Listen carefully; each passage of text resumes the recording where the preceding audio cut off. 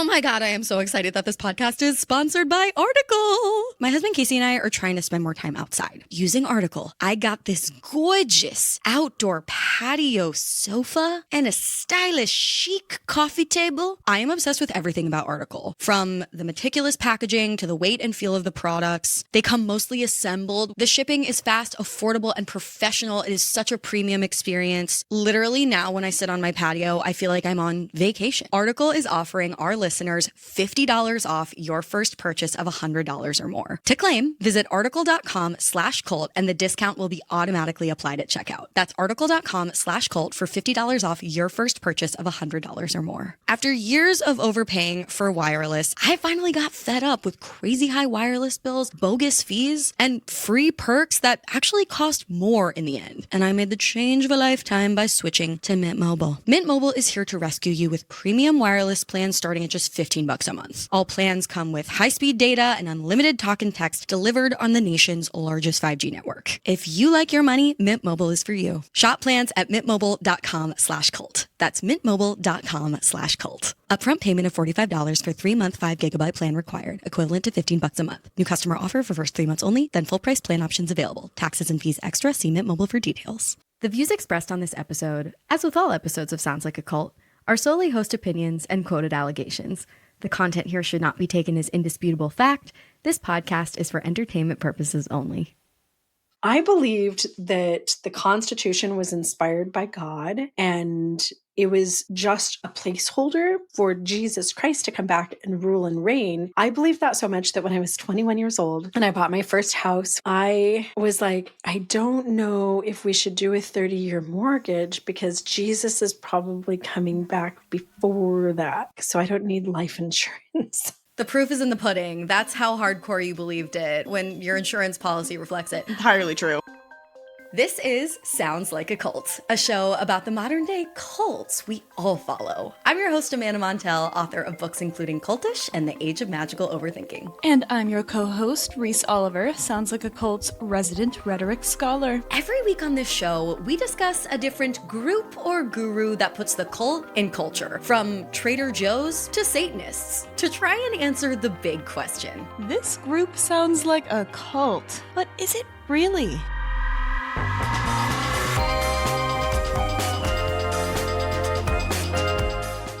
And if so, which of our cult categories does it fall into? A live your life, a watch your back, or a get the fuck out? Because here's the thing. What even is a cult these days, during this time, when our relationship to community and purpose is weirder than ever? Culty groups can be, in our opinion, allegedly, as mild as American Girl doll lovers or as insidious as anti-vaxxers. This show is predicated on the belief that cultishness exists on a spectrum, and we're here to figure out where along that spectrum your faves fall. Drop in the comments which American Girl doll you guys think would be an anti-vaxxer. My money's on Kirsten.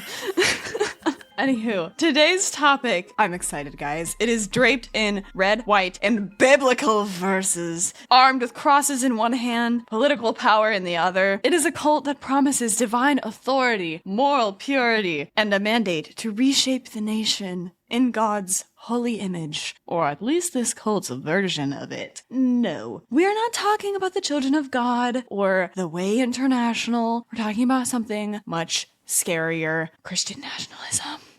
Dun, dun, dun, dun, dun.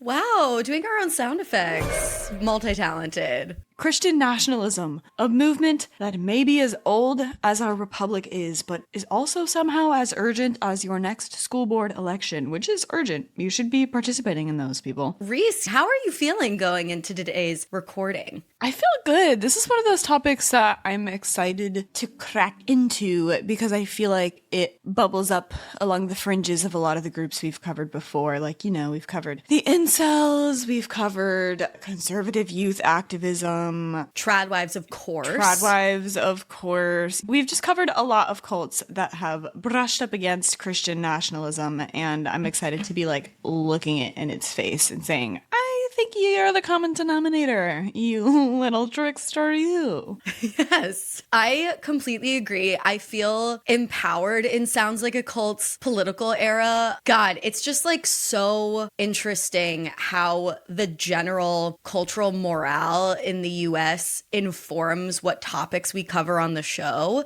When morale is high, we're just out here tee-hee-heeing about IKEA and I don't know, when was morale high?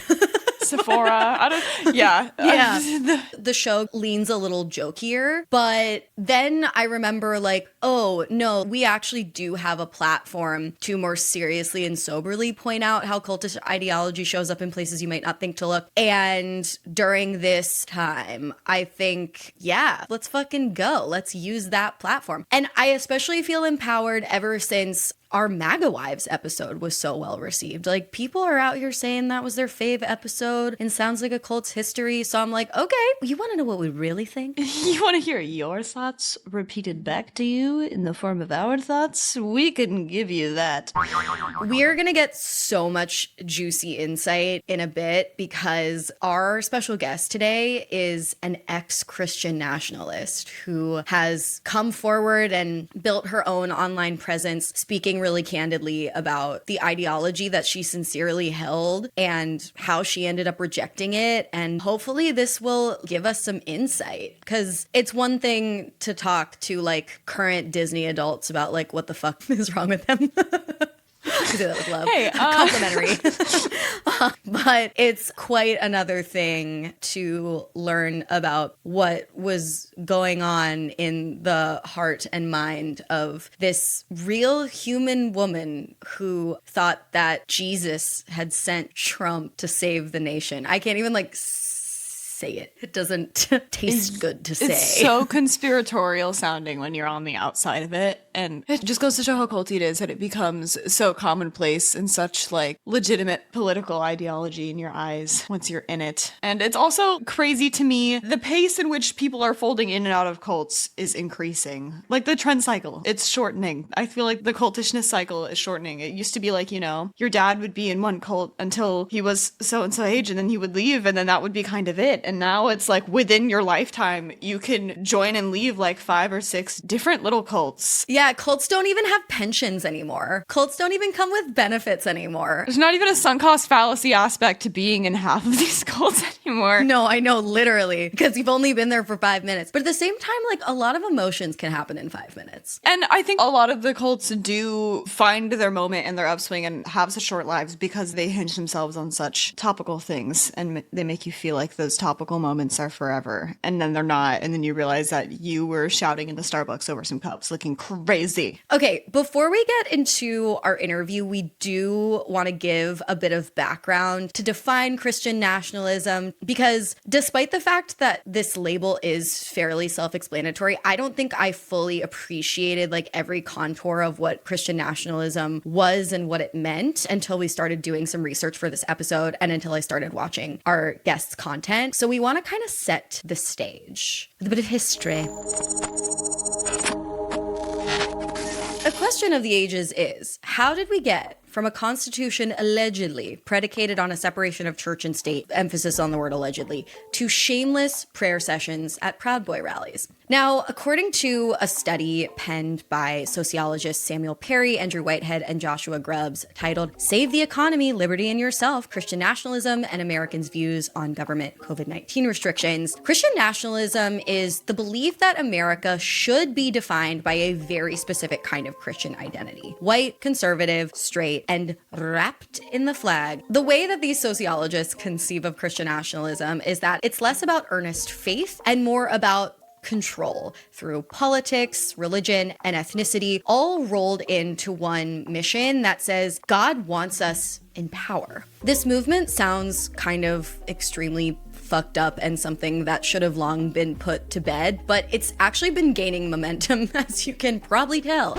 Actually, you know what I love? I feel like in Shark Tank pitches, this normally happens, and I always think it's so funny, and I feel like we've done this on Sounds Like a Cult before. Whenever you list like 3 or more things that something can accomplish, like, oh my God, the scrub daddy can clean, wash, and even scrub. But the thing that they put last after the word even is the thing that it can most obviously do. I have also that I find that funny because it sounds like it should be something contradictory or unexpected. Exactly. I always think that's so funny. So anyway, shockingly, the movement has gained momentum in recent decades, even among white evangelicals who argue that the US is and should remain a Christian nation. Now, according to a paper on Christian nationalism and the insurrection, that's like kind of a composite of the work of a bunch of different scholars. We'll link it on our show notes. Nearly half of Americans now believe that Christianity should influence government policy.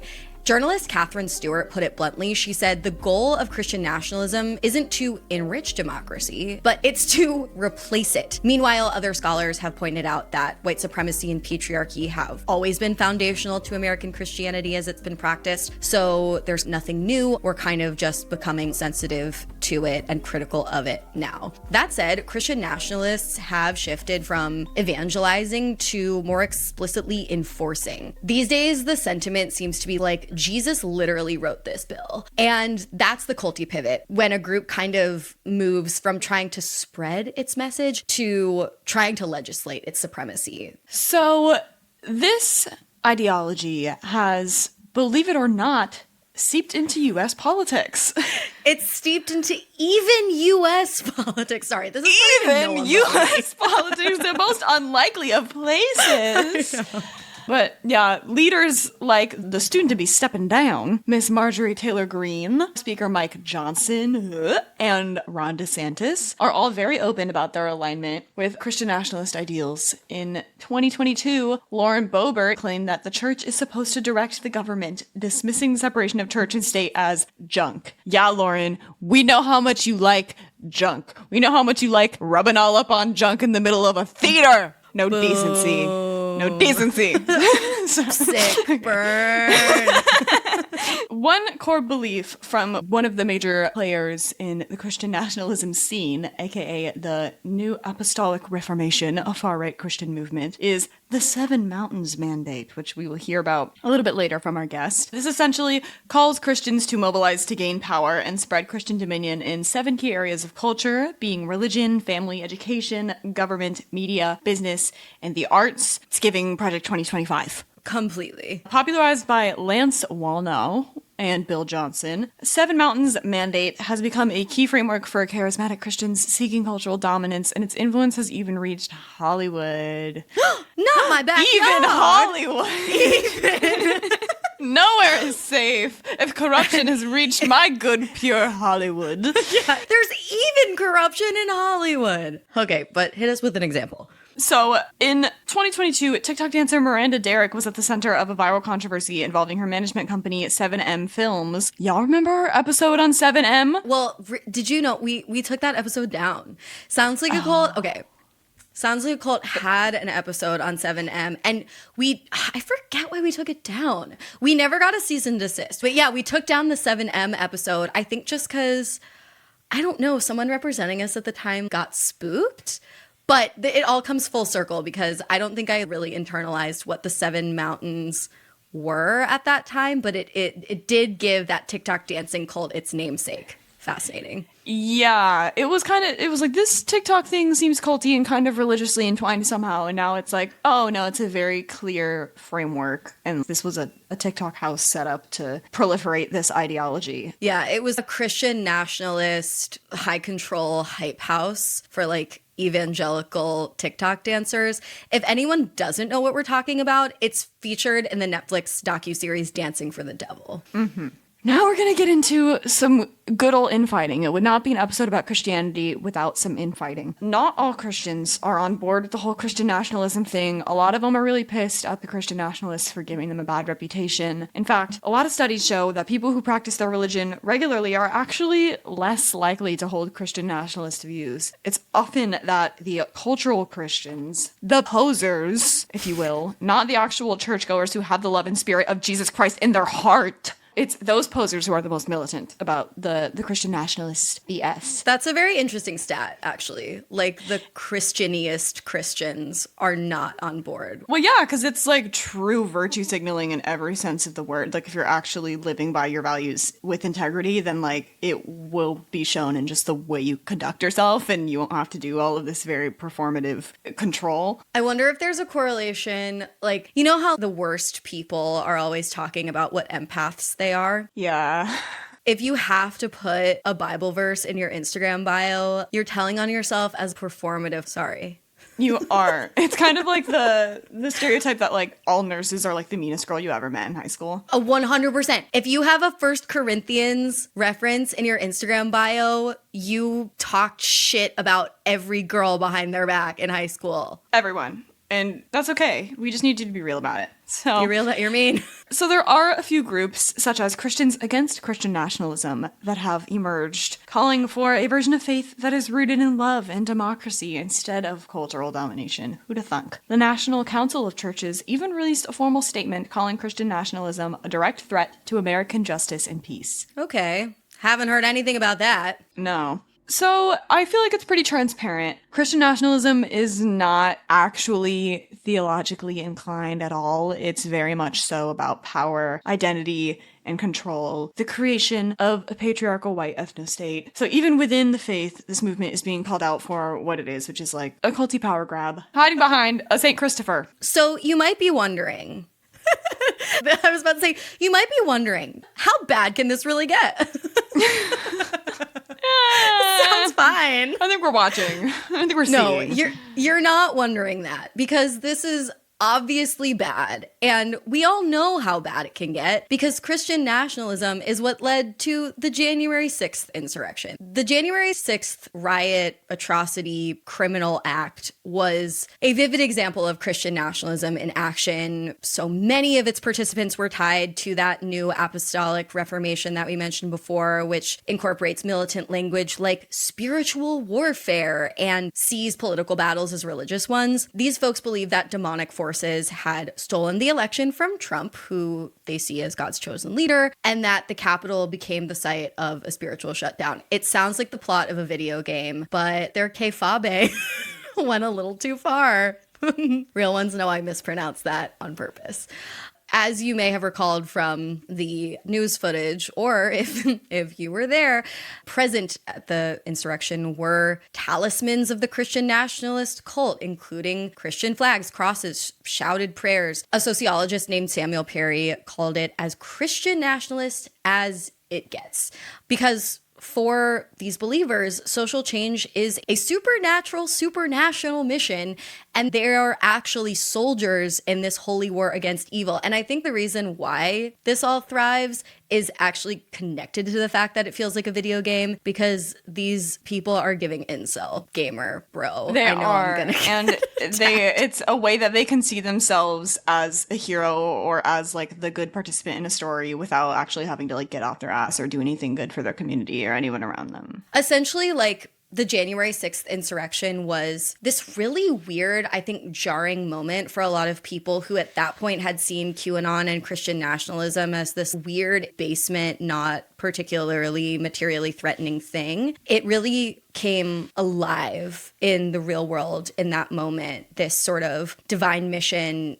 evil enemy, sense of urgency that justified extreme action brought to life. Only it wasn't actually a compound in the woods. It was live on CNN at our Capitol. It was fucking nuts. But speaking of ice cream with nuts in it, that's going to make sense in a second. or maybe it never will. Speaking of even nuts, I think it's high time that we get into our interview. We do want to make a few little disclaimers, prefaces, kind of content warnings and trigger warnings. Our guest is an ex-Christian nationalist who specifically grew up Mormon. There are various Christian denominations of Christian nationalism. Mormon is one of them. So our conversation and her experience is not going to represent all of them. I also want to note that we talk about some pretty disturbing subject matter, including racism, violence against women, suicide. The word prostitute gets uttered, okay?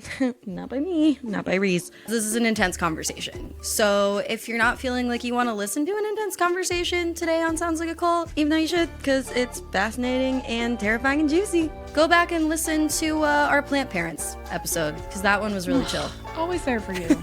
Yeah. But yeah, stick around for after the break. We're going to get into it.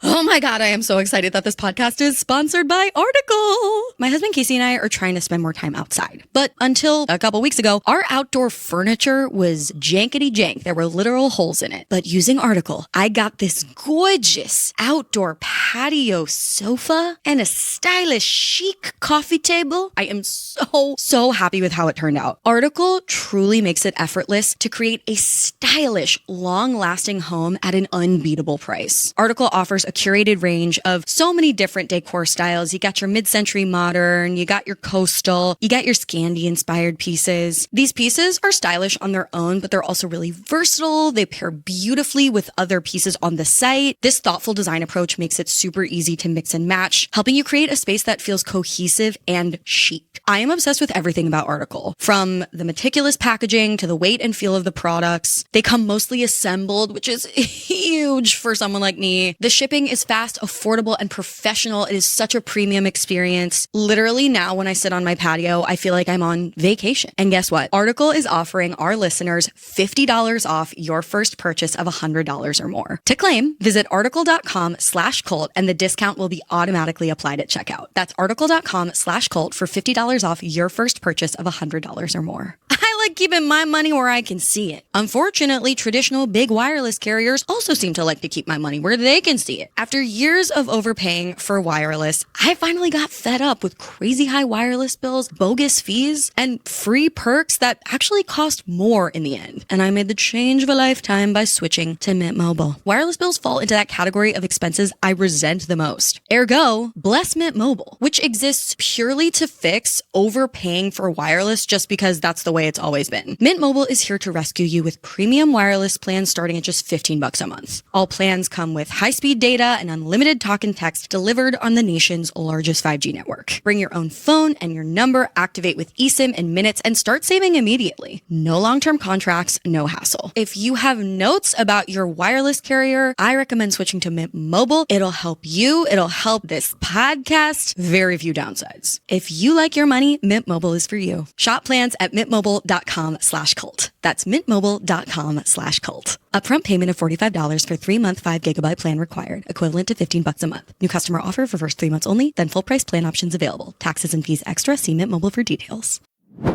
To help us peek behind the curtain of this movement, we are honored to have Jennie Gage join us today. Jennie is the creator of the YouTube channel Life Take Two, and she used to be an active follower of this movement before realizing it wasn't exactly what it appeared to be. Jennie, welcome to Sounds Like a Cult. Could you introduce yourself for our listeners and your relationship to this cult? Thank you. Yeah, I'm Jennie, and I'm over at Life Take Two. And the reason I'm called Life Take Two is that 7 years ago, in the middle of Mormon church one Sunday, I had an epiphany, I guess, and walked out of church that day at age 44, left that cult. 2 weeks later, left the cult of one that I belonged to, which was my marriage to my Mormon returned missionary husband. I call him Stinky Jake on my channel. And sometime during the pandemic, as I was deconstructing 44 years inside the alt-right, I was a Christian nationalist, white supremacist, trad wife, Mormon, all the things, prepping for Jesus to come back. And that's a lot to deconstruct. So as I was unpacking that, one day decided to start a little TikTok so I could talk about it, and inadvertently kind of pioneered ex-Mormon TikTok with a bunch of other little rebels. And here I am today. It's definitely been a long journey. And as we talk today, I want people to realize that it is a journey to unpack all those bags. And it's been a 7-year journey for me. And I'm just barely kind of feeling like I'm getting there. Thank you for summarizing that. I don't know where to begin. I mean, first of all, I feel like the pandemic was obviously obviously such a kind of cult peak in history because people were reckoning in big existential ways. And some people got out of cults during that time, like you. Some people got in. TikTok was the new cult compound of sorts during that time where you could find any sort of community, whether it was a community of defectors or new agers or whatever it was. And so it's really, really interesting to hear that this whole experience happened for you during the pandemic. I'm curious though, off the bat, what do you think makes Christian nationalism, the movement, the ideology, feel cultish? Like in retrospect, what behaviors or beliefs stand out to you as particularly cult-like in kind of the classic sense? Oh, that's such a great question. First of all, I guess I should just define what I feel a cult is. And I am somebody who has a high level of expertise, and I work with some of the top experts in the field in regards to cults. A cult, you have to have a few ingredients. It's like baking cookies. You have to have a charismatic leader, somebody who is driving the bus. A commune without a leader can be cult-like or cultic, but somebody has to be making those decisions. That can be God himself or some type of goddess, or that can be the prophet or the president or somebody else in charge. You have to have some type of identity that you wouldn't naturally absorb from the community around you without that being instilled in you. So if you live in a neighborhood and you're just absorbing, this is what tennis shoes people wear and this is how we talk and all those things that we absorb as humans organically, again, that's not a cult. But if you're going to church on Sunday or you're signing up for some type of a seminar and they are infusing you with a personality that is shifting how you would usually operate in the society in which you live, you might be in a cult. Some other things are you're going to have some information control. Now they're your one stop. They're your source where you learn everything. And for me, this was probably the biggest thing that kept me inside of my multi-cult life. So for instance, when I was a new mom and I had kids, rather than going to the library and checking out parenting books, this is before the internet when I had kids because I'm old, I'm a grandma, right?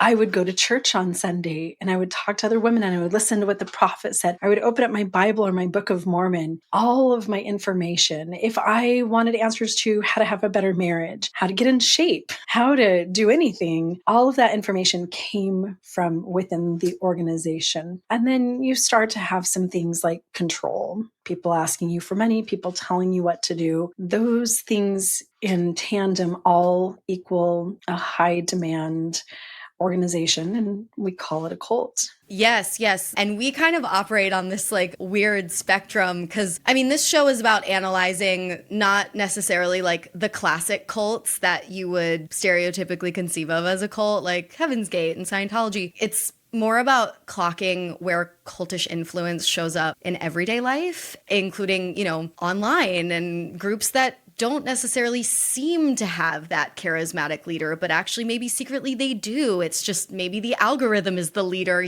like that's what we're hoping to understand, not necessarily so that people can leave every culty group that they're a part of, but more so that we can improve our critical thinking skills and find community more healthily. You described the moment that you realized you had to like stand up and leave as an epiphany. Could you talk a little bit more about that? Like, what do you think led you to that epiphany, and what was the experience like from epiphany to departure? I have a really unique experience leaving the Mormon church. So my mom was multi-generational LDS and she got married very young. And then she went from her childhood to being my mom, where she was just doing playing with Play-Doh and doing play dates. And then she was very cloistered. So she was only playing with other Mormon women. She was hanging out with Mormon girls who were having play dates with their kids and stuff. And so when I had babies, I was multi-generations. I had been raised by this very immature mother who was very sheltered and very childlike. And so I start having babies when I'm 22 years old, and I had never really grown up. I was never around adults. I spent my day at home in my $1 million house with my babies and doing play dates and stuff. And as my kids grew up, then I kind of matured along with them. So when my kids were in high school, all of their friends were like, "You have the coolest mom because she totally acts like a high schooler," because I had literally never evolved or had any experience. It's not like I had a job where I had to learn the lingo of adults. I still speak like my teenagers. here's what happened. I went to church one Sunday, October of 2018, with my husband, Stinky Jake. At the time, we were still married. And church was just horrible. It was sexist.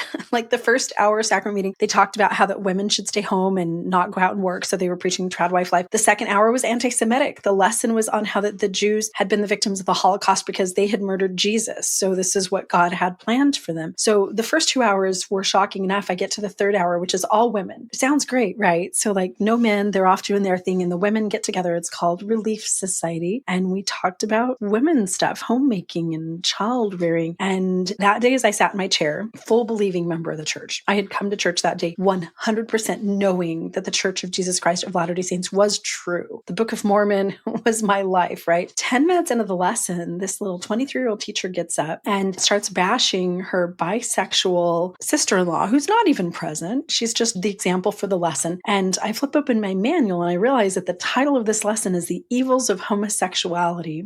And the funny thing is that I had always hated gay people because I knew that Heavenly Father hated gay people and they were cursed and evil and satanic. But in that moment, I felt so physically sick that I stood and walked out the door. And I told them, I was like, I'm not just going to get a drink. I'm leaving the church right now. And it's because of your lesson right here. I texted my husband. He was in the men's class and he met me by the drinking fountain. I was like, we are out of here. I'm not going to let my kids hear this stuff. Like, if this was the first time we'd been at this church, would you ever want to be part of this? So that's what happened in the moment. And it literally was me just sitting in my seat, listening to this lesson, looking at the manual, The Evils of Homosexuality, and feeling physically sick. I had one thought that came to my mind that day. And that thought was, Mormons too, like you dress up. I don't know if you've watched The Secret Lives of Mormon Wives, but like we dress up for Jesus, right? I have spent like an hour and a half in my damn bathroom, hot plating my extensions and putting on my Sunday clothes and the nylons and the high heel shoes so that I can come to church and learn to be a better person and love people better. I don't come to church to learn how to hate people. So I resigned at age 44. Now that I've had 7 years to deconstruct it, there was actually a moment in my life that led to that. And that was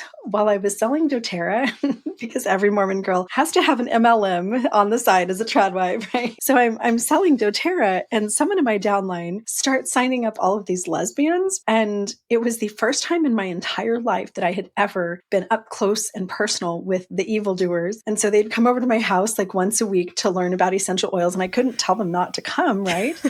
They were the nicest people. We went to convention together. We did classes at my house all the time. And then when I became really sick, then it was these lesbians who owned this naturopathic care center and acupuncture and stuff that were helping me to get better. And that sent me into like this cognitive tizzy fit of, I've been told my entire life that lesbians are like the ultimate satanic people, right? And then I become friends with real life lesbians, 6 of them. And they were the nicest people that I had ever met. So my doTERRA lesbian downline.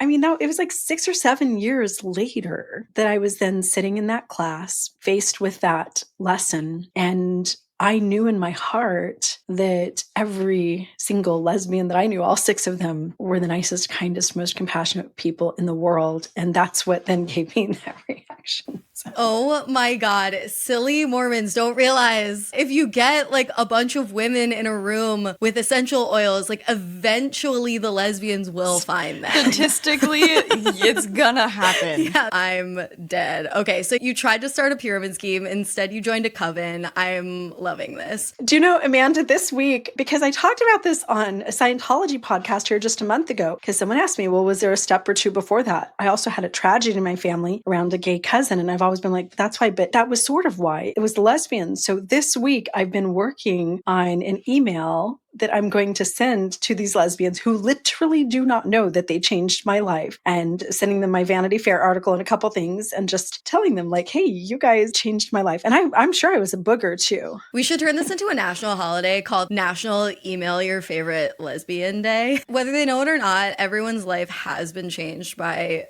6 lesbians. It's your life's work to identify them, like good Scott Pilgrim. Exactly. Alrighty, so stereotypically, in some of the more classic cults we talked about earlier, there is a physical location of gathering, a church or a temple or a compound of some kind. But modern cults often don't really need a physical space to organize. Many of the cults that we talk about on the show congregate via the interwebs. Are there physical or online spaces where people gather to specifically engage with Christian nationalism? Like, where would you locate this cult's center from your point of view so I can stay far away from it? Reese, I love this question. First of all, I think that one of the reasons why people don't recognize cults is that we don't all move to like Waco, Texas or whatever. So for me, when I dialogue about the Mormon church, especially the Mormon church that I grew up in, because I'm 51, so I grew up in the 70s, people are like, oh, come on, you weren't cult. I have Mormon neighbors, you're just mainstream. But it's the cult in your head. And I relate this to, I had a neighbor dog and he was a big dog. I don't know what he was. He was like one of those type of dogs who would carry like a little wooden barrel under his chin, like on the ski slopes in the Alps, right? And they didn't have an actual fence because they had this beautiful modern home and they didn't want to like mar their property with any type of fence. So they had this sunken fence. It was just a wire and the dog just had a little choke collar. And if this beautiful dog tried to bounce out of the yard, right, it would zap him. Their fence went down for a while. And I remember them telling me the fence is down and the dog never leaves anyway. That is how most cults operate now because they feed you a bunch of information. You fall in love with the divine charismatic leader. You fall in love with the community. You start to identify as part of this family, whether that's your Jeep family, your MAGA family, your prepper family, your skinhead family, your Mormon family, whatever that is, you start to relate to, we're all one and we're working on this purpose. And then you will not step out of that invisible fence. Because if you do, like me being friends with the lesbians, that was kind of zapping my neck a little bit. Like, oh, I'm not supposed to be friends with these lesbians, but they're so nice. Like, they're so good. So that's my allegory for the cults today. Where do they gather?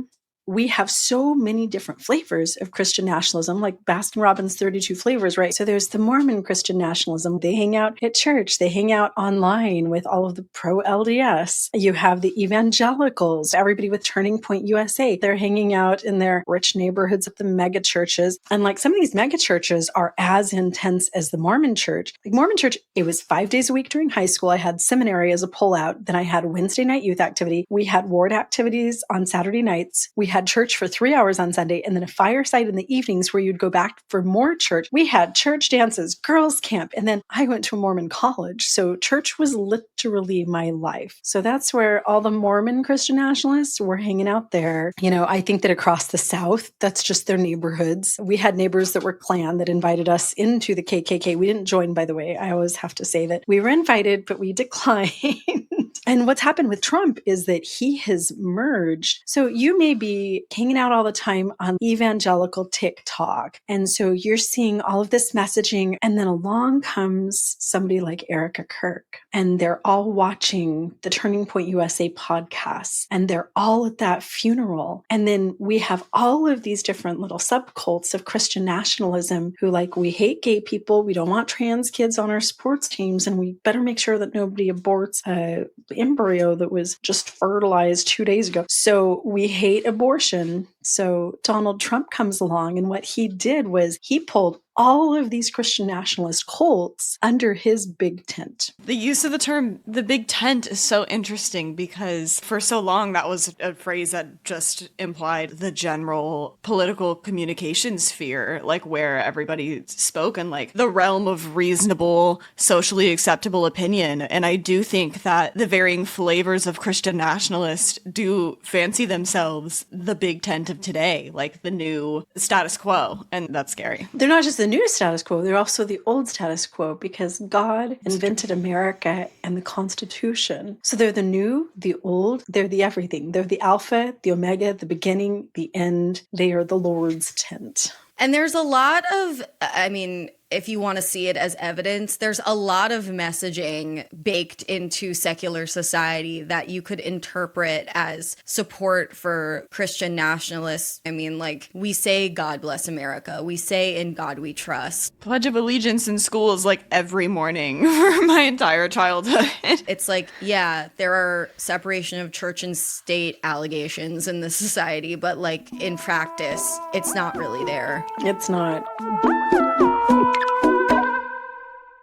I know it's taboo to talk about financial goals, and it seems delulu in this stage of capitalism that we're in. But you know what? I do feel that hope is generally a good feeling and that one can apply it to their finances. Me, I'm trying to boost my savings after a spendy year. So many of us only focus on where our money is today, but Acorns is the financial wellness app that cares about where your money is going tomorrow. Acorns is a smart way to give your money a chance to grow. You can sign up in minutes and start automatically investing your spare money, even if all you have is spare change. And Acorns grows with you, so whether you're just starting out or thinking about settling down, Acorns supports your goals, both big and small, at every life stage. The Acorns potential screen shows you the power of compounding and how your money could grow over time. I love that Acorns is kind of like an all-in-one, one-stop shop for saving and investing. Sign up now, and Acorns will boost your new account with a $5 bonus investment. Join the over 14 million all-time consumers who have already saved and invested over $27 billion with Acorns. Head to acorns.com/cult or download the Acorns app to get started. Paid non-client endorsement. Compensation provides incentive to positively promote Acorns. Tier 2 compensation provided. Potential subjects to various factors such as customers' accounts, age, and investment settings. Does not include Acorns fees. Results do not predict or represent the performance of any Acorns portfolio. Investment results will vary. Investing involves risk. Acorns Advisors LLC, an SEC registered investment advisor. View important disclosures at acorns.com/cult. Culties, this is your reminder that Mother's Day is coming up.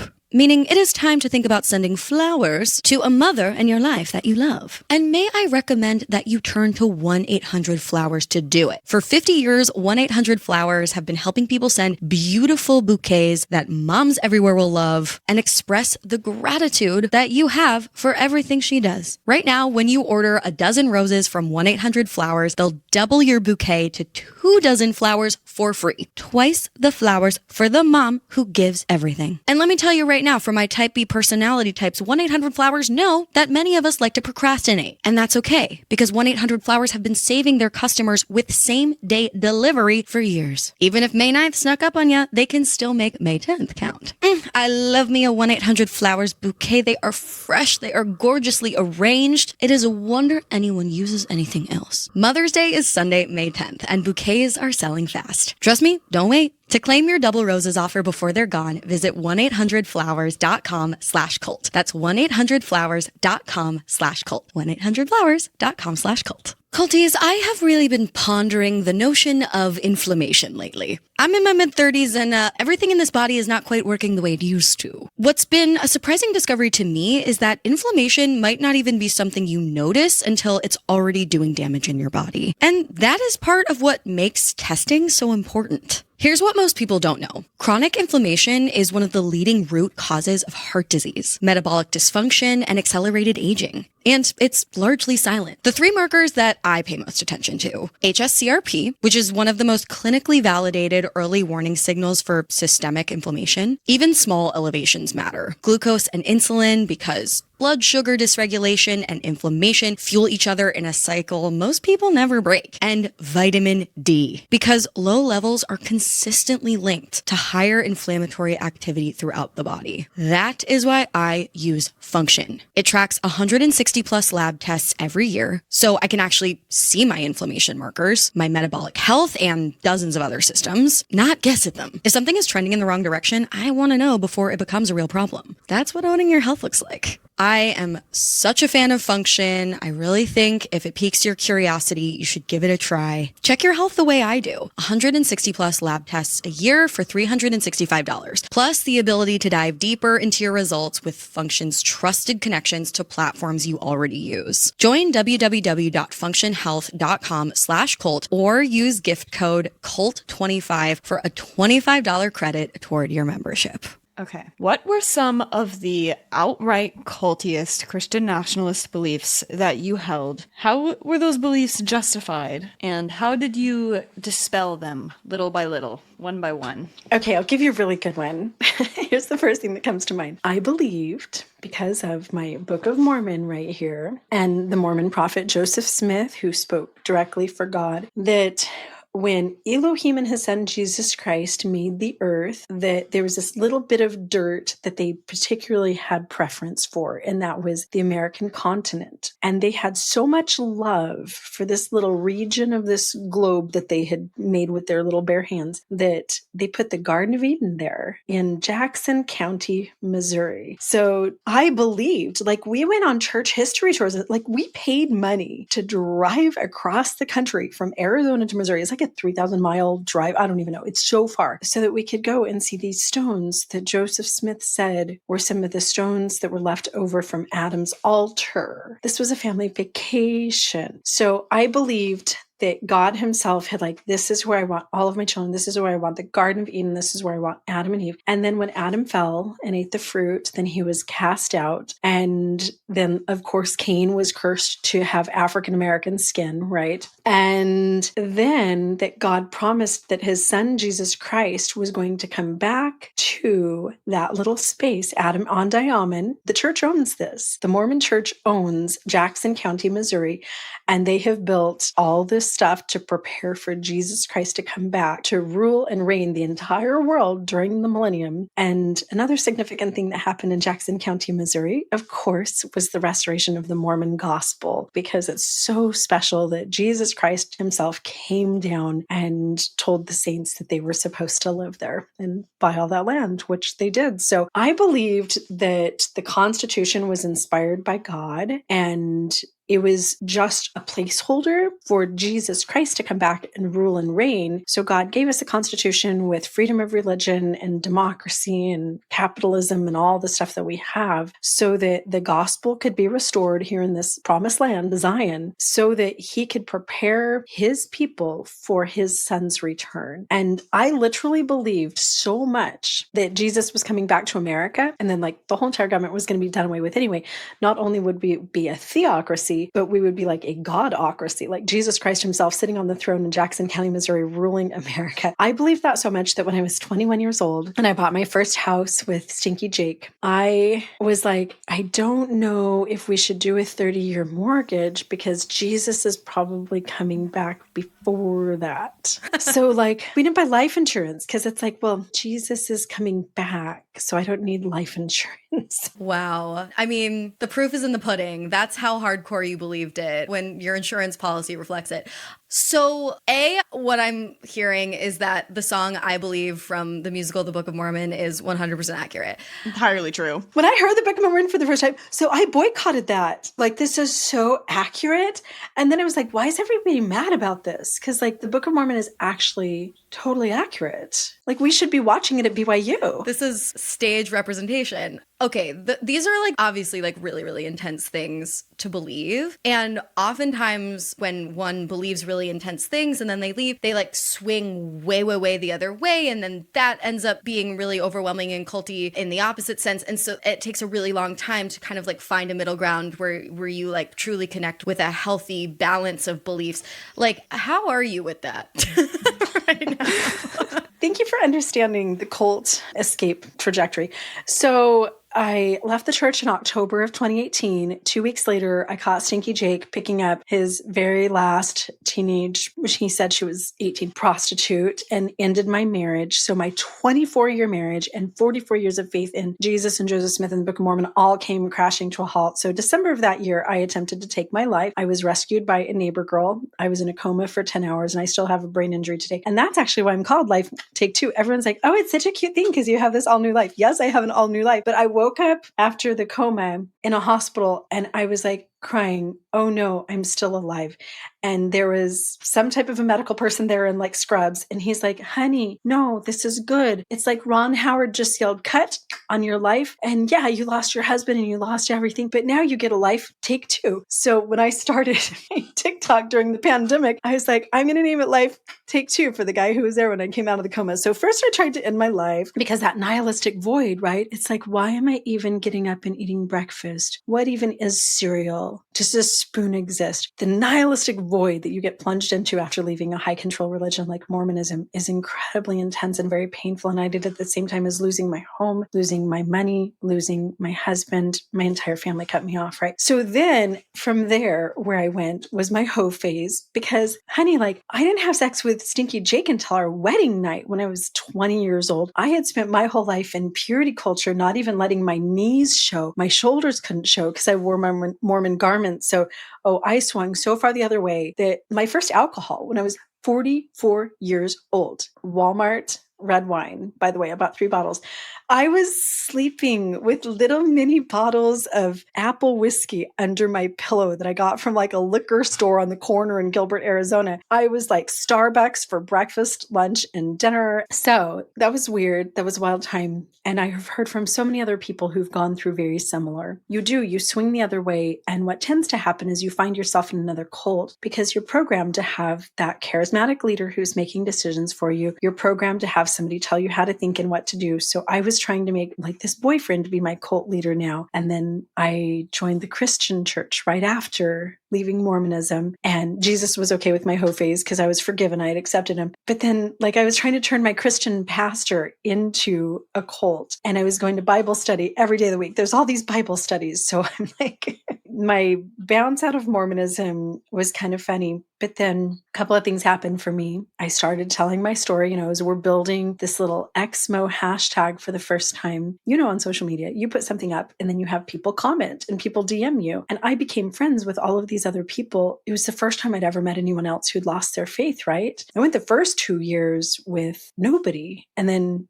I started to have feedback from other people, started listening to other deconstructionists, and got a really good therapist. I've actually been with her for years now. Every week, I just saw my therapist yesterday. She's a trauma and abuse therapist. She's been incredible with me, just helping to see what was done to me, the programming, etc. And having this network around me, I went through a cult deprogramming. I definitely didn't end up happy on the other side just by accident, because I would have stayed in some cult or another. For sure. It's taken a lot of work and a lot of good people around me. Oh man, the story of you waking up in the hospital gave me chills. Thank you for sharing that it's so important for people to hear because, I think some might think like, oh, just get out, just leave as soon as you realize that there's something wrong and then all will be well. And that's so often not the case because when you're conditioned to think that certain power dynamics are normal, then you look for them again. And I think a lot of people can relate to that, whether it relates to like spiritual and political beliefs or not. I think one of the hardest things too with leaving Mormonism and leaving a cult or a culty relationship, if you're married to one of those bad guys where your whole life is sucked into that marriage, it's not even just the loss of my beliefs and the community. It was the loss of my personal identity. I went from being a child of my Heavenly Father, a daughter of God, a princess in heaven. I was going to die and become a goddess with Stinky Jake for all of eternity, right? I went from knowing that I was a child of God and that he loved me to I'm just a meat sack. I'm a lump of clay, that nihilism that hit right afterwards. Like I am meaningless. I don't even exist. And, that's one of the most painful things. If you're married and you get divorced, I went through that too. It's not just, I lost my home and I lost my husband. And maybe you actually like your in-laws or something. And now you have that loss of that relationship. I used to be a wife sitting at the table with my husband at night, part of this family. And now I'm the single cat lady living in a condo in Sun City. It's that shift in identity that's so shocking and so difficult. And I see this with people leaving MAGA. When people wake up and then they start to shift that identity and it's like, oh God, who am I now? We never want to shift identity. Yeah, that sounds like one of the grave exit costs that oftentimes defines a cult. So often with groups like this, the beliefs themselves are nowhere near as important as the community and concept of self that surround them. We wanted to ask, in classic cults, there tends to be a pretty interesting gendered power hierarchy. What role do women play in the Christian nationalist movement? And specifically, how are they both used by and complicit in it? Oh, that's such a great question. From my experience living this myself, I just always felt like I was there to be pretty. In many ways, I was used as the bait for the men. The men in my crazy alt-right community had to work so hard. They're supporting these big families with like 4, 6, 7 kids. They're supporting their stay-at-home mom, submissive wife. They're working, and then they're also working in the church organization too. So you run your business or go to your office job. And then on top of that, you're helping with scout camp, you're helping with youth ministry, you're donating so much money to the church too. So the men definitely have a really difficult life, especially if they're in any type of leadership position. And like the cherry on top of all of that makes the men keep working is you're going to get a really pretty wife. And so you have access to sex for the rest of your life. Her body belongs to you. So you can roll over in bed at 2:00 in the morning and wake that babe up and go for it. You get children, without the woman. A lot of men are very, very motivated by having their posterity, right? Like my dad taught me how to play baseball. I can't wait to have a son so that I can teach that to him and pass that down. I was recently on a podcast with mostly men. And as I was talking about feminist issues, that was the number one thing that they were basically screaming at me about. Like, well, if you take women out of the equation, because I was saying, go birth strike. Let's not have a birth strike. Let's have a birth strike pandemic. Let's make this bigger than it could ever possibly be. And the men that was their number one thing that they were upset at me about. They're like, well, but if we can't get married and if we're not going to have a life companion and if we're not going to have children, then we're just going to play video games all day and drink beer and enjoy ourselves, because most men are working for that family and for that. I mean, really, I was an emotional support pet to Jake and to everybody around me too. So that's the number one. I mean, it really is. It's breeding the offspring and it's being the reward for the men. So that's one of the reasons why in these high demand religions like Mormonism and the alt-right, like the MAGA girls, right? I just cut my hair recently as a political protest because I was still rocking the Mormon curl, the Utah curl. It was long and people kept saying, you still look MAGA. So I chopped my hair and I'm wearing it straight because it was such a triggering comment. You see the MAGA girls, like there's the MAGA curl, there's the MAGA look, the eyelashes, the breast implants, the bleached white teeth that like they're about to fall out by the roots. That emphasis on being pretty is in part because no guy wants an ugly wife. And the woman is the reward. She plays the role of the trophy. She plays the role of emotional support pet. She plays the role of personal assistant. I worked for Jake for 24 years. I'm building businesses. I didn't have a paycheck or a bank account. I worked for free. And I have so many friends who like put their husbands through college, run his dental office. They're not on the LLC. They don't get a paycheck. They get room and board. Women also play the role of spreading. They are the advertisers. Just in Mormonism, you look at these Mormon guys on Secret Lives of Mormon Wives, right? And I'm sorry, they all look like a bunch of goobers. I don't usually shame men, but there's a collection of losers on the Secret Lives. And like, nobody's going to watch these guys and think, oh, I want to join the Mormon church. But you spend 6 minutes scrolling Ballerina Farm Hannah. And she's so sweet, and the beautiful skin and the glossy blonde hair, and she's baking the most delicious thing, and you're going to join that church. Women also act as a beard. People in my neighborhood, I lived in these country club neighborhoods, and they saw me and my cute kids and our little family. Oh, look, this is what Mormonism is.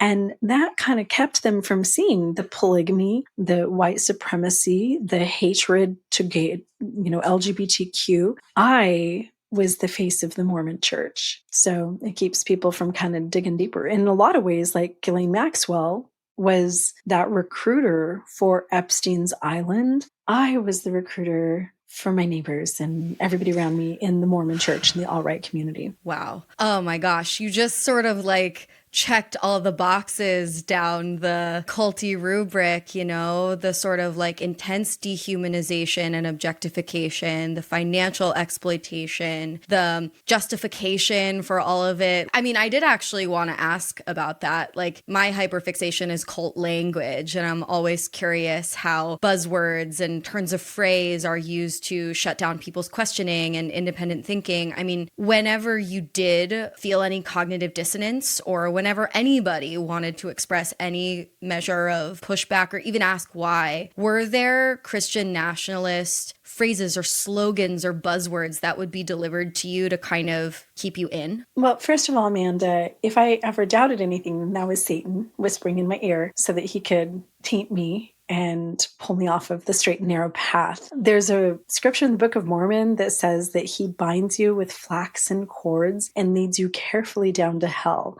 So Satan doesn't just like push you off a cliff and whoop, there you are burning in hell. I always pictured like he'd just bind me with, oh, I'm watching MTV. And so there's one little golden thread. And now I let my boyfriend touch my butt at a dance. And there's another golden thread. And pretty soon, little bit by little bit, he's roping me down to hell. Some of the phrases, so this comes from Elder Uchtdorf. He's one of the current apostles. He's German. And he had this phrase, doubt your doubts. So he literally gave a talk, and he speaks for God, right? This is straight from Heavenly Father, that whenever you have doubts, rather than doubt the church, rather than doubt the brethren and the general authorities, doubt your doubts. And so I would think that, like, there were certainly times when it's like, this Sunday school lesson seems a little bit off, right? But then I would automatically think, oh, that's Satan. Satan's trying to tempt me away. He's trying to bind me with those flaxen cords and lead me carefully down to hell. So I better doubt my doubts, because I should never, ever, ever doubt the church. If that is not a thought-terminating cliche, doubt your doubts. Stay in the boat. Oh, stay in the boat. Yeah, stay in the boat. This was another one of the apostles, and he's repeated this multiple times. So he talks about, like, the church is a boat, and, like, we're all in this together on this stormy sea, right? And there's actually some little cartoon that I think he posted in General Conference when he talked about this. There's these huge waves, like you're going to capsize and drown. And he's like, why in the world, if you're in the middle of this ocean, in this storm, in the dark with sharks and icebergs and, like, who knows, there could be a nuclear bomb going off there. Why would you jump out of the boat? Stay in the boat. And I would actually pray, like, I always had my prayers every morning. I'd go to the bathroom and then come back and kneel by the side of my bed in my pajamas and pray before I did anything. Before I made my bed, before I went down and had breakfast, I always had my morning prayers. And one thing that I would pray is, please help me to stay in the boat. Help me to resist, help me to put on the armor of God. So that was one of the things, like, if you're having doubts, if you're questioning, then it's because you're not reading your scriptures. So basically you're not self-hypnotizing, right? You're not reading your scriptures. You're not going to church. You're not listening to music. You're not talking only to members of the church and listening to all the stuff that they want you to. So put on the armor of God, and then your doubts will dissipate and you'll be able to eradicate Satan. Those are all such emotionally charged. Wow. They're foreboding, they're invoking all of existence. Do you want to hear what I think is the most diabolical phrase out of the Mormon church? Absolutely. You can leave the church, but you can't leave the church alone. This comes from Neil A. Maxwell. He's one of the apostles towards ex-Mormons. So if you leave the church and you say anything about it, like, let's say some little blonde decides to, like, make a video and hashtag it ex-Mormon. If you do that, you're not leaving the church alone. And they're almost like gaslighting you into thinking that that's a bad thing. You can leave the church, but you can't leave the church alone. You're supposed to leave quietly. Shut your mouth. It's impossible to eschew it from your mind totally, so there's not even a point in trying, and you might as well just participate from the inside comfortably. Pretty much. Is that like a play on words? It's kind of like ambiguous. Like, you can't leave the church by yourself, but you can't let the church go. It makes you feel like if you tell anybody anything bad that happened to you inside the church, right? Like me, like the 7 years that I've been doing videos about the Mormon church and articles and everything that I do, right? I have a documentary about to come out about my life inside the Mormon church. If you do that, then it's like, oh, Jennie's some type of a stalker. And what's funny too, like, we don't have that phrase around anything else. Like, you can leave the restaurant, but you don't leave the restaurant alone. No, if you had a good experience, you're going to go talk about it on Instagram and post some videos on Google. If you have a bad experience, you're going to go to Yelp and you're going to give it a 1-star review and you're going to tell other people, hey, there was a hair in my soup, like hot hep C there or something, right? Like, we don't talk about that. You left Amazon, but you didn't leave Amazon alone. No, we go to Amazon, we write reviews. But that little phrase there, like, I actually think that phrase often. Anytime I'm being ex-Mormon-y, I think I can leave the church, but I can't leave the church alone. Well, that is the power of language, is that, like, language follows you. It's so catchy. It's the last thing that you kind of shake off, I think.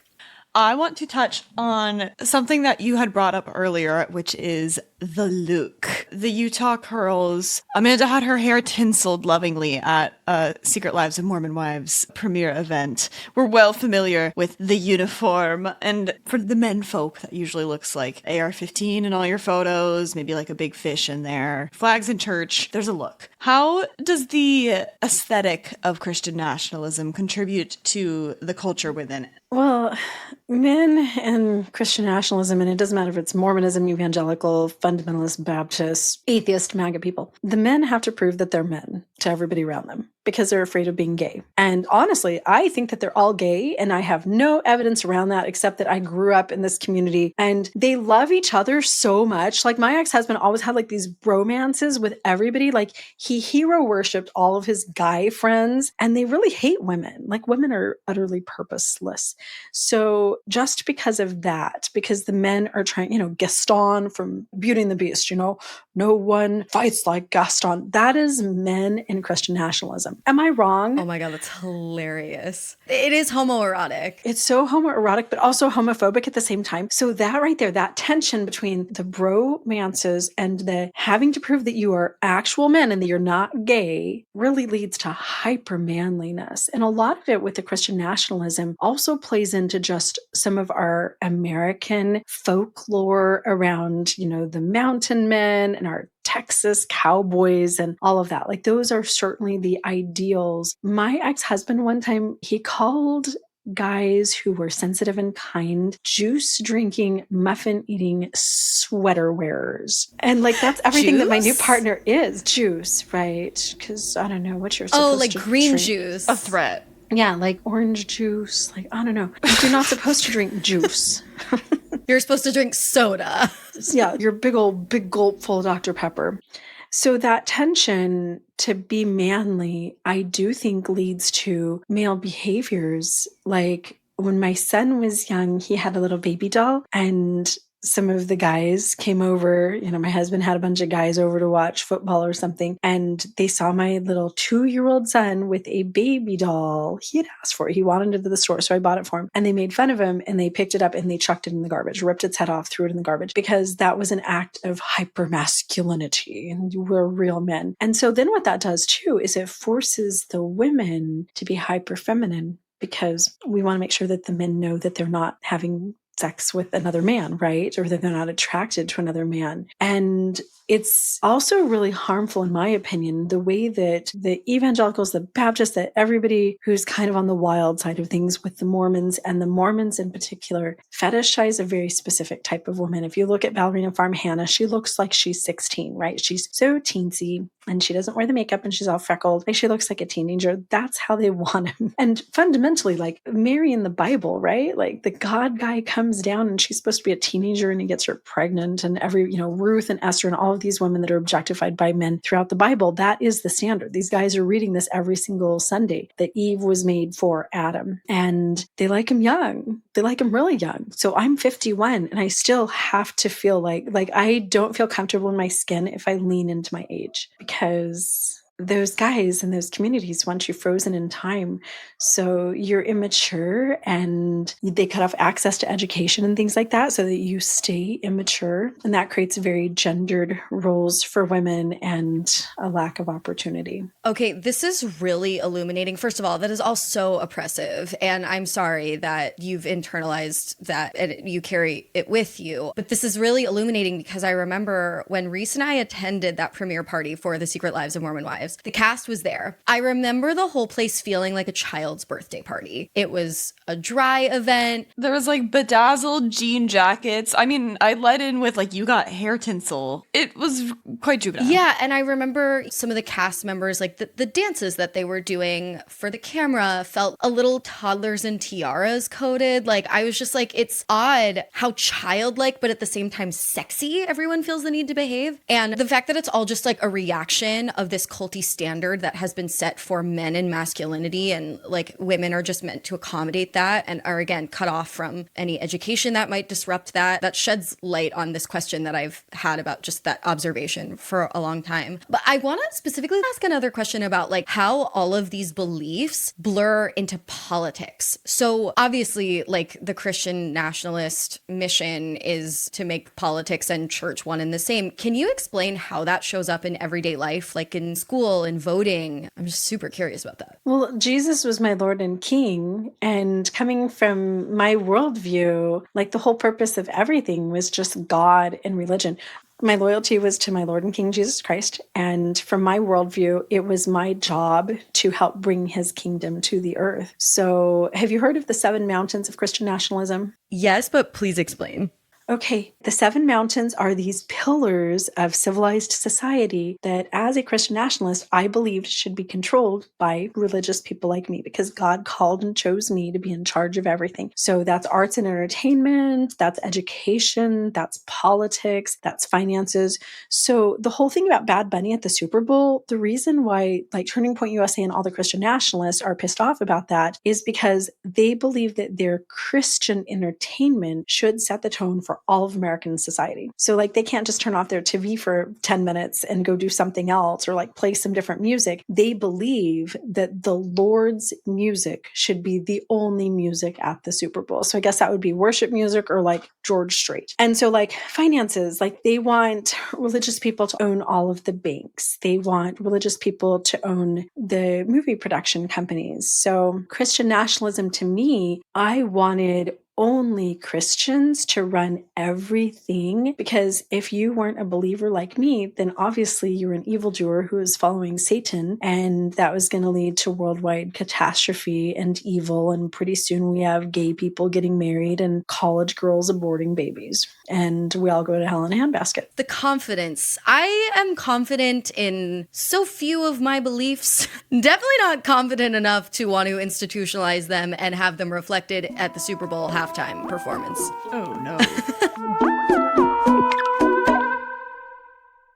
You had mentioned earlier that one of the classic tenets of a cult or a cult-like group is a charismatic leader. So, of course, we got to ask you who you think the charismatic leader of Christian nationalism is right now. Would you say Donald Trump? Would you say somebody else? Absolutely Donald Trump, 100%. He has merged everybody. Charlie Kirk definitely had a lot of power through his podcast. He reached so many people, and I just don't think that a lot of people realize publicly what is happening privately behind the scenes with Turning Point USA and that movement, and the hundreds of thousands of young college kids that they're reaching. I live here in Arizona, so I was here when people were coming out of the funeral. I was at a restaurant that wasn't very far away from the Charlie Kirk funeral, and so everyone was coming in with their Freedom t-shirts on. So many people. I don't know what the final number was of attendees at that. The fact that there were that many people at that Charlie Kirk funeral, if you look at their traffic online, Turning Point USA and some of these podcasts around Jesus are certainly huge. But then just like the Baskin-Robbins different flavors, that trickles down to individual megachurch pastors, like Mark Driscoll. He's certainly a cult leader, especially, you think about church 100 years ago when you actually just went to a church. It was a small church. There's no televangelism. And so, what could a priest or a pastor handle? 500 people maybe at the most in a little congregation, and get out to meet them all and know them and take care of their needs. Today, the way that churches operate with our mega churches, there's a church that I was attending when the church that I left Mormonism and became Christian. I think they have something like 30,000 members across 7 different campuses. So that pastor himself is definitely creating an identity for those people. And then as they all align together, then people look to like Donald Trump is just the grand poobah of everybody. Poobah is the perfect word to describe his like body shape. Right. Who anything. Yeah. Okay, so why do you think Christian nationalism is gaining so very much ground right now, especially in younger demographics? Humans operate between order and chaos, right? And we have to have just the right amount. If things are too chaotic, then we're like, oh, I need some tradition. I need some stability. I need some routine. And coming out of the pandemic, I think that the world has been very chaotic for a lot of us. It was chaotic for me. Like I almost died, and then like my business was terrible. Everything sucked. So we come out of the pandemic and a lot of us want more order. I feel like just for me as a 51-year-old woman, there are more kind of like upheavals in the world today than I've seen in like my whole entire life, with the exception of September 11th. So when we have all these things going on, then people are going to look for something to make sense. And one of the biggest movements right now in America is just people leaning back into tradition. So that can be the trad wife movement. Obviously, we see that a lot. That can be young kids who, Gen X was 40% atheist. And now we have some of these Gen Alphas who are like joining youth groups and stuff in droves because the world felt kind of chaotic. And rather than just embracing that and being okay with that discomfort discomfort, we have to make sense of things. We want traditional family. We want nostalgic TV shows. We're going to wear fashion from yesteryear, and we're going to name our babies grandma's names, right? So that we can have that little bit of order. So I think that the spread of Christian nationalism is resonating with the younger generation because the world has been so chaotic for them that they need that to keep order. Why does Christian nationalism want to spread? I think is one of the bigger things, and that's just money. Religion is the biggest fucking moneymaker in all of America, and I don't even have to have a product. My ex-husband, Stinky Jake, and I paid about $300,000 in tithing in a 24-year marriage. Do you know how much I have in retirement? Zero. I have no retirement. I have no life insurance. I have nothing. I'm 51 years old. The Mormon church made so fucking much money off of me, and they sold me nothing. I got nothing. Eternal life isn't real. The Book of Mormon is fake. That is like science-fucking-tology. Like, that alone makes this a cult. Oh, absolutely. I think if you're charging money at the door, it's a cult for sure. So they have all of the motivation because they are huge money makers, huge money makers. The Mormon church is worth almost $1 trillion. Even if like 100 people join in the church and pay like $100 a year in tithing, they're making money. More than they had before that. And this is a great reminder that Sounds Like a Cult is available for free. And if you want to listen without ads, it's only $2 a month on Patreon. Sorry. Best money you'll ever spend. Necessary plug. Okay. You'll get a tangible product. Yeah, $2? $2. It's the cheapest podcast. Anyway. Okay, we have one more question, and then we're going to play a quick and cheeky game. We do. Given that there is seemingly such a large influx of young people migrating towards Christian nationalism, we have to be optimistic and hope that there are an equal and opposite amount of young people migrating away and deconstructing. So, our closing question to you is, what advice would you give to someone beginning to question their Christian nationalist beliefs who feels scared or alone to begin the deconstruction process? So great. The first bit of advice that I wish that somebody had told me 7 years ago is the same advice that I got from my therapist around my abusive now ex-husband, and that's go no contact. So when you're in that questioning phase, if you have some doubts, it's just like, I mean, we're all watching Jessie do this in Secret Lives where she really just needs to like separate and move on with her life, but she keeps going back to Jordan. You don't go back. You don't sit down and have dinner together. You don't hang out in the hot tub together, and you certainly don't go to bed together. So if you're questioning, the best thing in the world that you can do is give yourself some space. Go no contact with your religion. Don't go to church on Sunday to get the answers. Don't find clarity there. Don't read your scriptures more. That's not what we do with anything. That's just terrible advice. When I went no contact with my church, and I had that space to get kind of an elevated perspective, that separation was exactly what I needed to really dig into the doctrine further and look at the results of the church in my life and make that decision of whether or not I went back. So I'd say, first of all, no contact. And then secondly, I wish that somebody had told me that on the other side of rock bottom is the greatest happiness and freedom that you can ever have. My Facebook memories just gave me a picture this morning of me exactly 7 years ago. I look fucking terrible. And I was 7 years younger, right? This is in the middle of my divorce. This is just a few days before I would try to take my life. And I look absolutely miserable. I'm in absolute shock. And as I was walking through this time, I was thinking, I will never be happy again without the Mormon church, without Stinky Jake, without my family. My family's disowned me. I have 0 people in my life from my old community, 0. Without all of these people, without my home, without my dog, without the stuff that I'm used to, I can never be happy again. And it's such a lie. I literally am happier than I have ever been. I never was happy. I was never happy for 44 years until the day I walked away from my faith and the abusive man and the people that were toxic. And if I could just give myself that little peek of me 7 years down the road, first of all, I don't think I would have believed it, but it would have kept me going in major ways. So if you are doubting your faith, even if it's like your faith in MAGA, maybe you're part of a toxic friend group that acts like a cult, maybe you're in that cult of one with a terrible wife or a terrible boyfriend or whatever that thing is. And if you're you're in the Mormon church or something else and you're starting to have those cracks and you want to know what those next steps are, that next step is literally just tie a knot, hold on to the rope. It's going to be a bumpy ride, but that bumpy ride is the only thing that separates you from the life of your dreams and a relationship with other people and yourself that you could never even dream of. Thank you so much for sharing that. That is such a hopeful, motivational sentiment. I appreciate that so much. God, and I feel like kind of awkward now because that was like so earnest and meaningful, and now we want to play like the dumbest game ever. Silly game time. Hey, I love the dumb games though. Okay, well, our other co-host Chelsea invented this game. It's basically like culty Mad Libs. So you know how to play Mad Libs, right, Jenny? You like fill in adjectives and nouns and such. So we're gonna just ask you for various parts of speech, and then we're gonna plug it into a culty Mad Lib that our producer put together. I'm really excited. We both are. Okay, give us an event of some kind. My Christmas dinner party, because that's big on my mind right now. Amazing. Give us a patriotic symbol. The American eagle.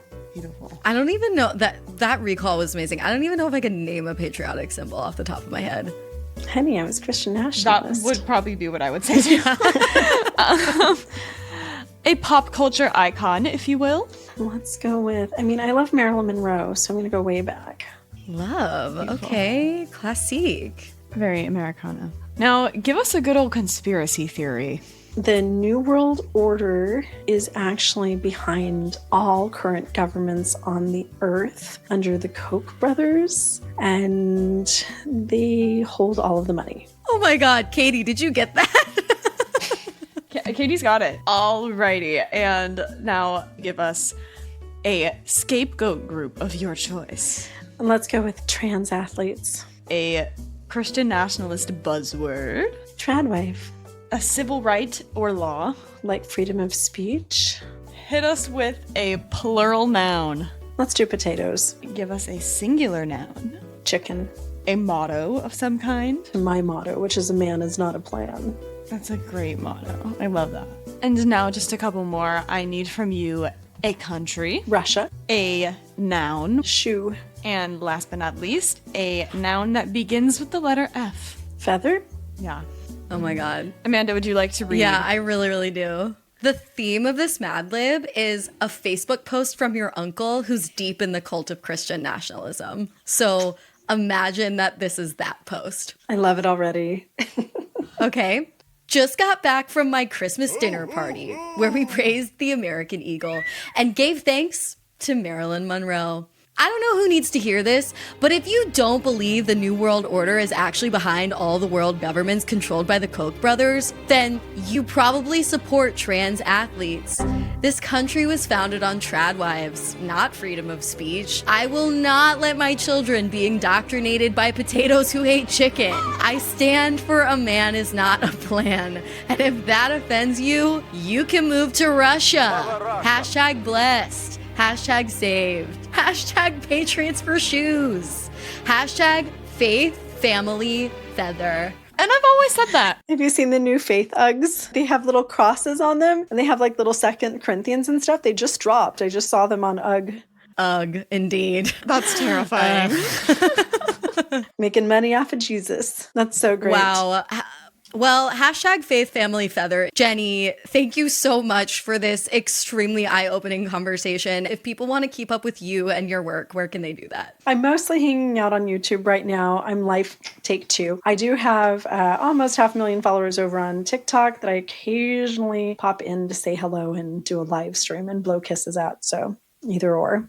Amazing. Thank you again. You guys are amazing. You're so much fun and you're so smart. You give me hope for the future of the younger generations. Amazing. Oh my God, Jordan, keep that in. Jordan, keep it in. Thank you.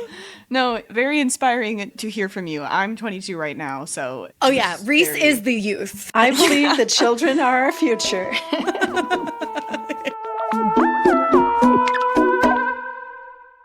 All right, Reese, out of these 3 cult categories, live your life, watch your back, and even get the fuck out. Which cult category do you think this cult of Christian nationalism falls into. I am even getting the fuck out, if you can even move. Actually, believe it or not, I'm getting the fuck out. Yeah, it's so bad. It's the worst. Yeah, it's that whole like saying the quiet part out loud. But yeah. There's no much more to say along with this verdict. This ideology is part of the death of our society. As it was part of the birth. Well put, my dear. Well put. Well, this conversation has made me hungry for a banana split. And I will not explain further. That is our show. Thank you so much for listening. Stick around for a new cult next week. But in the meantime, stay culty. But not too culty.